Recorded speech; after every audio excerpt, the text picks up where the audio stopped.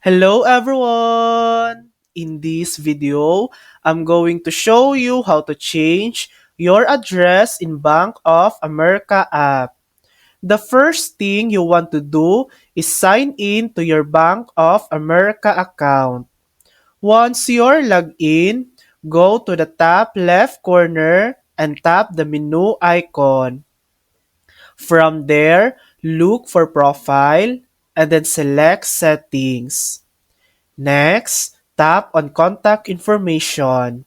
You'll now see a page that lists your personal details. Scroll down until you find the address currently connected to your Bank of America account. To make changes, simply tap Edit. Before you continue, Bank of America will ask you to verify your identity. So make sure you complete the verification steps to confirm it's really you making the change. After verifying, you can now update your address.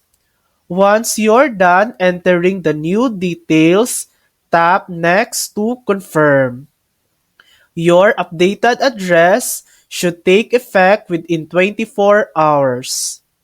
And that's it. That's how to change your address in Bank of America app. Thanks for watching. If this video helped you, please like and subscribe for more helpful tutorials.